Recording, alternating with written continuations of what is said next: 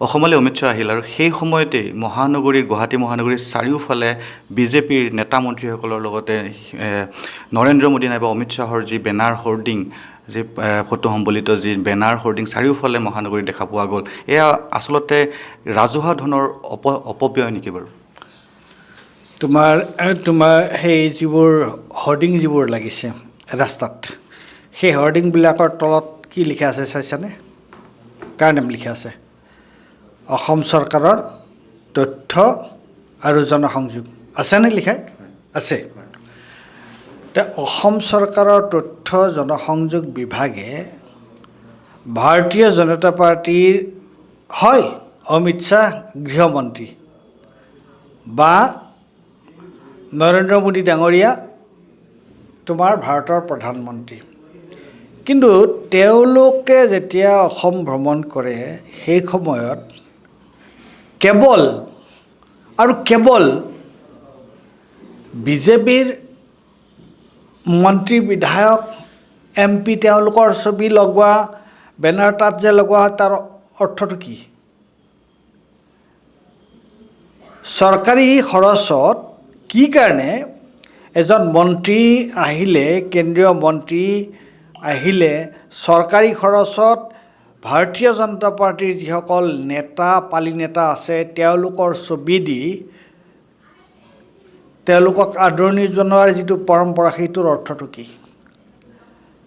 যদি তেওঁলোক চৰকাৰী হয়, তেওঁলোক মন্ত্ৰী, গুৰুত্বপূৰ্ণ মন্ত্ৰী, প্ৰধানমন্ত্ৰী, গৃহমন্ত্ৰী, তেনেহ'লে অসমৰ বাকীবিলাকৰো ছবি লগাওক। বাকী দলৰ যদি তেওঁলোকে চৰকাৰী কথাত আহিছে তেতিয়াহ'লে চৰকাৰখনতো সকলোৰে ন? যদি চৰকাৰখন সকলোৰে নে চৰকাৰখন বিজেপিৰ দ্বাৰা বিজেপিৰ বাবে? চৰকাৰখন ৰাইজে বাছি দিয়া জনপ্ৰতিনিধিৰ চৰকাৰ, আৰু সেই চৰকাৰখনে ৰাইজৰ কাম কৰাৰ কাৰণে তেওঁলোকে দল মত নিৰ্বিশেষে ৰাইজৰ কাম কৰাটো হৈছে তেওঁলোকৰ দায়িত্ব, বাট তাৰ কাৰণে তেওঁলোক দায়বদ্ধ। গতিকে এজন কেন্দ্ৰীয় মন্ত্ৰী আহিলে বা গুৰুত্বপূৰ্ণ কেন্দ্ৰীয় মন্ত্ৰী আহিলে, প্ৰধানমন্ত্ৰী আহিলে বা অন্য মন্ত্ৰী আহিলে, আমি ৰাস্তাত কি যুক্তিত কেৱল বিজেপিৰ নেতা পালি নেতাৰ ছবি দেখা পাওঁ, আৰু সেই ছবি লগাই কিয় অসম চৰকাৰৰ তথ্য আৰু জনসংযোগ বিভাগে এই ছবিবোৰ লগাই, এই হৰ্ডিংবোৰ লগাই কেইফুট 20 ফুট 25 ফুটৰ ব্যৱধানত গোটেই মহানগৰখনত গোটেই গুৱাহাটীখনত সেই ছবিবোৰ লগাই, সেই হৰ্ডিংবোৰ লগাই তেওঁলোকে কিমান টকা খৰচ কৰে? এইটো এটা অনিয়ম হয়নে নহয়? এইটো এটা অনীতি হয়নে নহয়? এইটো এটা দুৰ্নীতি হয়নে নহয়?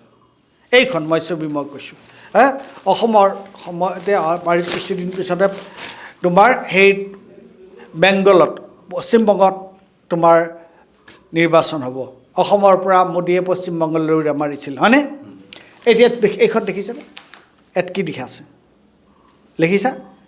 এইটো ভাৰত চৰকাৰৰ হয়নে নহয়? এই ভাৰত চৰকাৰৰ পইচা দি এই ডাঙৰ এডভাৰটাইজমেণ্ট দিয়া হৈছে নাই তাত? কি কাৰণে? নিৰ্বাচন অহাৰ কাৰণে। আৰু একজেক্টলি এই একেটা ঘটনা ঘটিছে অসমত। আৰু সেইটো হৈছে যে চৰকাৰৰ পইচাৰে এটাতো আমি দেখিছোঁৱে যে তোমাৰ 9,000কৈ মহিলাসকলক পইচা দিছে। হিতাধিকাৰী স্কিমটোতো আছেই, আৰু সেইটো নিৰ্বাচন অহাৰ কাৰণে বেছিকৈ পইচা দিছে। সকলো কাম, সকলো কথা তেওঁলোকৰ নিৰ্বাচন কেন্দ্ৰিক। আৰু সেই পইচাটো দিছে ক'ৰ পৰা? চৰকাৰী ৰাজহৰ পইচা, চৰকাৰৰ পইচা। সেয়া পইচা তেওঁলোকে ধাৰ বিধ কৰিয়ে লওক বা ক'ৰ পৰা লওক, চৰকাৰী এইটোতো বিজেপি ভাৰতীয় জনতা পাৰ্টীৰ দলৰ পইচা নহয়, চৰকাৰী পইচা। আৰু এতিয়া যিবোৰ কৰিছে এইবোৰ তথ্য জনসংযোগ বিভাগে, সেইবোৰ চৰকাৰী পইচা। গতিকে চৰকাৰী পইচাৰ যোগেদি তেওঁলোকে নিৰ্বাচনী প্ৰচাৰ চলোৱাটো যুক্তিসংগত হয়নে বাৰু? কিন্তু সেইটোৱে কৰি আছে তেওঁলোকে। মই দেখুৱালৈ আহিছোঁ এইখন, আৰু অসমত তেনেকুৱা অজস্ৰ, যোৱা সময়ছোৱাত অজস্ৰ, আজিৰ পৰা অকণমান শান্তি পোৱা যাব যে নিৰ্বাচনী, আৰু চৰকাৰ এওঁলোকেও নিৰ্বাচন আয়োগেও চব তেওঁলোকে কেন্দ্ৰীয় চৰকাৰৰ মন্ত্ৰী, প্ৰধানমন্ত্ৰী সকলোকে আহিবলৈ দিব, তেওঁলোকক সকলো কাৰ্যসূচী ইয়াত ঘোষণা কৰিবলৈ দিব, আৰু দিয়াৰ পিছত তেওঁলোকে নিৰ্বাচনৰ কাৰ্যসূচী, নিৰ্বাচনৰ তাৰিখ তেওঁলোকে ঘোষণা কৰিব। গতিকে এইখন চৰকাৰৰ দিনত আমি কিমান চাম এই ধৰণৰ কথা, অনীতি অনিয়মৰ কথা। এতিয়া মানুহে এইটোতো এটাৰ পিছত এটাকে তেওঁলোকে কৰি আছে তেনেকুৱা ধৰণৰ কাম, আৰু আমাৰো কৰ্তব্য হৈছে এইবিলাক এটাৰ পিছত এটাকে ৰাইজক কৈ যোৱা।